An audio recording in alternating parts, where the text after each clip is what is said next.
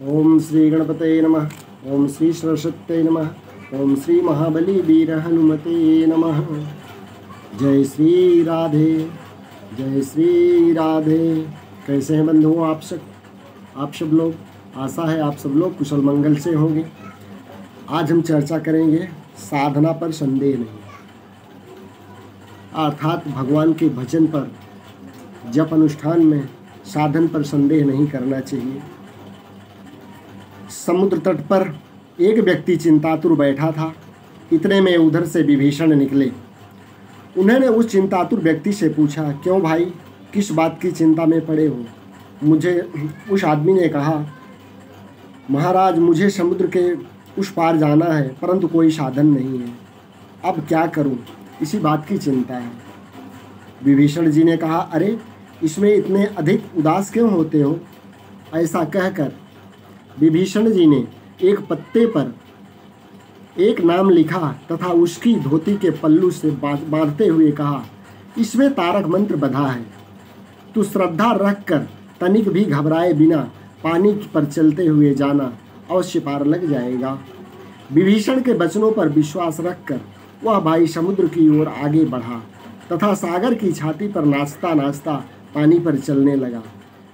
जब बीच समुद्र में आया तब उसके मन में संदेह हुआ कि विभीषण ने ऐसा कौन सा तारक मंत्र लिखकर मेरे पल्लू से बांधा है कि मैं समुद्र पर चल सकता हूँ। जरा देखना चाहिए।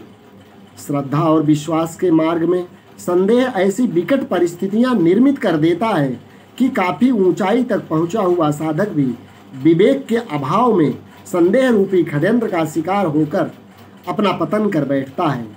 तो फिर साधारण मनुष्य को तो संदेह की ऐच ही गिराने के लिए पर्याप्त है।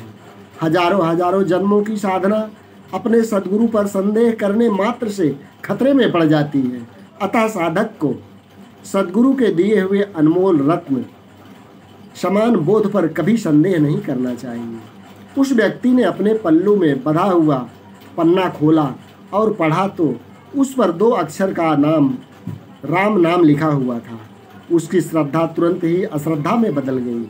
अरे, यह तारक मंत्र है, यह तो सबसे सीधा सादा राम नाम है। मन में इस प्रकार की अश्रद्धा उपजते ही वह डूब गया। हृदय में भरपूर श्रद्धा हो तो मानव महेश्वर बन सकता है। अतः अपने हृदय को अश्रद्धा से बचाना चाहिए। इस प्रकार के संग व परिस्थितियों से सदैव बचना चाहिए। जो ईश्वर तथा संतों के प्रति बनी हमारी आस्था है, श्रद्धा व भक्ति को डगमगाते हों। त्यजेदेकं कुलस्यार्थे ग्रामस्यार्थे कुलं त्यजेत, ग्रामं जनपदस्यार्थे आत्मार्थे पृथ्वी त्यजेत। अर्थात कुल के हित के लिए एक व्यक्ति का त्याग देना उचित है, और गांव के हित के लिए कुल का त्याग देना अच्छा है, और देश के हित के लिए गांव का परित्याग कर दो, और आत्मा के कल्याण के लिए सारे भूमंडल का त्याग कर दो। अब हम आगे मंत्र जाप का प्रभाव, मंत्र जाप के विषय में चर्चा करेंगे। जय श्री राधे। जपात सिद्धि जपाद सिद्धिर्नम संशय। जप में 4 बातें आवश्यक हैं।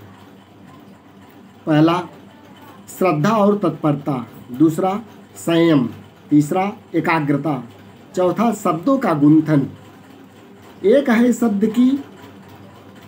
है शब्द की व्यवस्था, जैसे ओम, ह्रीम, क्लीम, ओम, फट, ऐम आदि मंत्र हैं।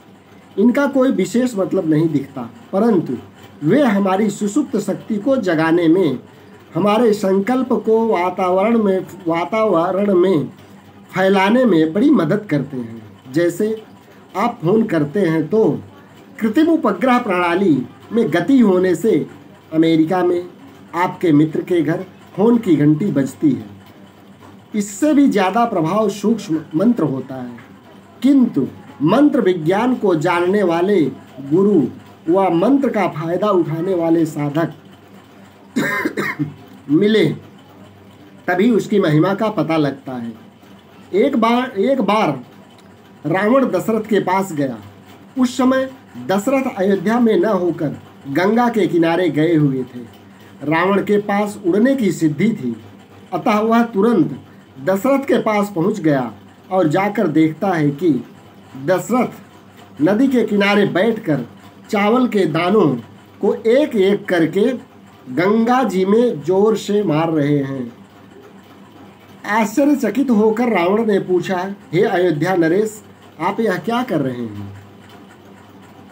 दशरथ बोले, जंगल में शेर बहुत ज़्यादा हो गए हैं, उन्हें मारने के लिए एक एक शेर के पीछे क्या घूमूं, यहीं से ही उनको यमपुरी पहुंचा रहा हूं। रावण का आश्चर्य और अधिक बढ़ गया, अतः वह जंगल की ओर गया और देखा कि किसी कोने से तीर आते हैं जो फालतू शेर हैं, उन्हें लगते हैं और वे यमलोक को पधार जाते हैं।